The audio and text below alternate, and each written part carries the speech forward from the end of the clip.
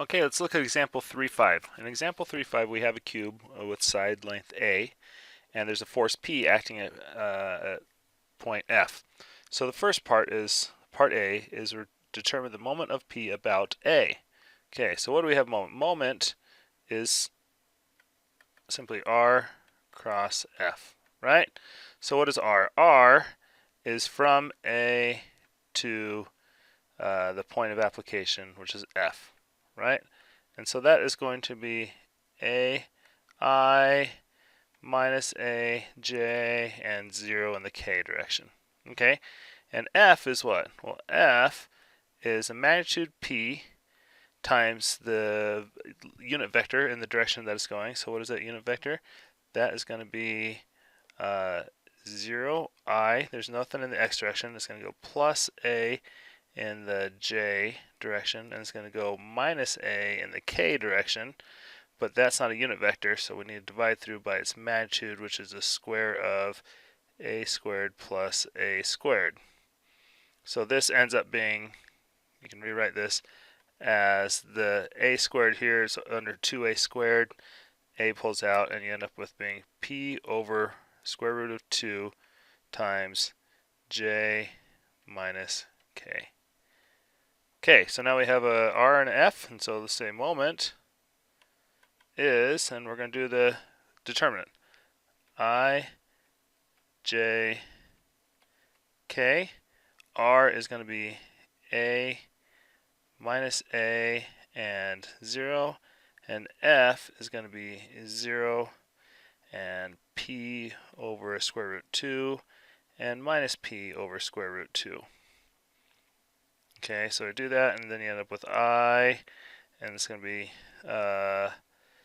A P over root 2 minus 0 minus J, and that's also going to end up being minus AP over square root 2 plus K, and then that is also AP over square root 2.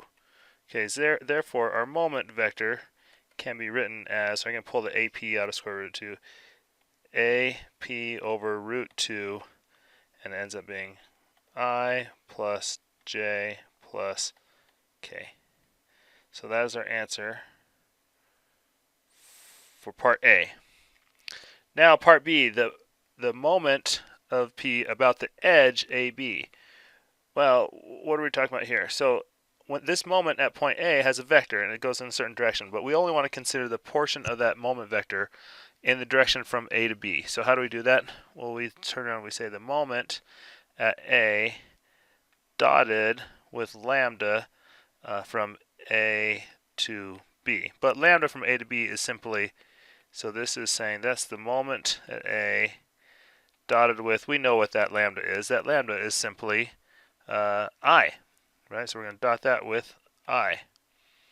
Okay, so let's scroll up here a little bit. And so therefore, it is AP over root 2 I plus J plus K dotted with I, and then I dotted against J is 0, I dotted against K 0, and I dotted against I is just 1. So this is therefore the moment AB about the axis AB is simply AP over square root 2.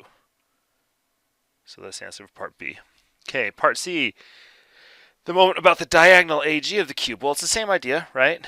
That we have this moment at A, which is this AP over square root 2, I plus J plus K.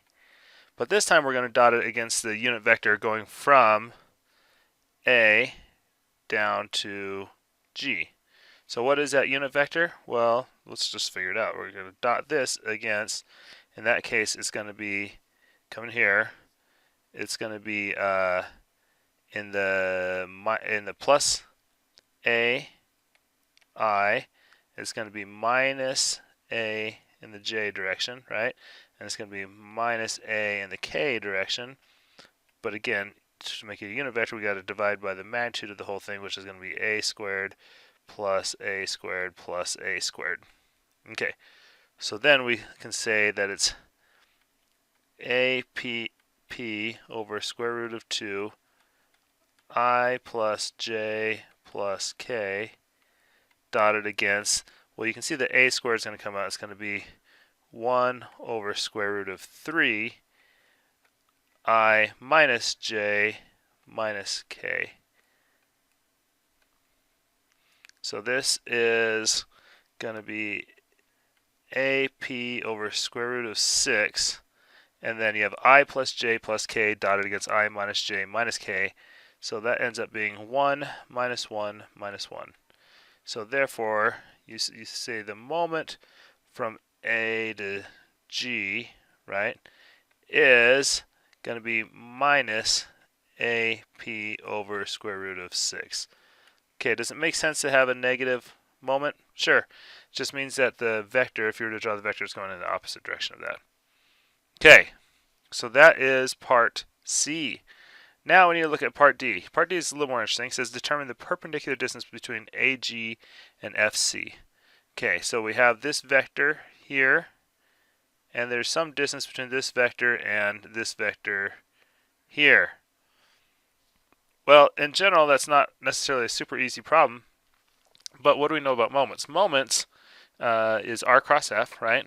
And we know the moment of the force P at point A, we just figured out, along the axis AG, we just figured out right here, right? Is minus AP over root 6.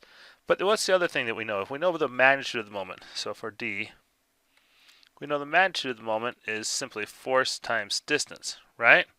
That distance being the perpendicular distance to the force. And so, we know this moment is what? This is minus AP over square root of 6. We know the force is P, right? Times distance. Well, we're looking for distance, so therefore distance is equal to minus A over square root of 6. Okay, so you have a negative sign here. What does that negative mean? Well, simply put, it means that the moment of this vector in that direction, it's just simply that it goes in the opposite directions, counterclockwise versus clockwise and whatnot. But the distance can just be considered the value A over root 6. And that is your answer to part D.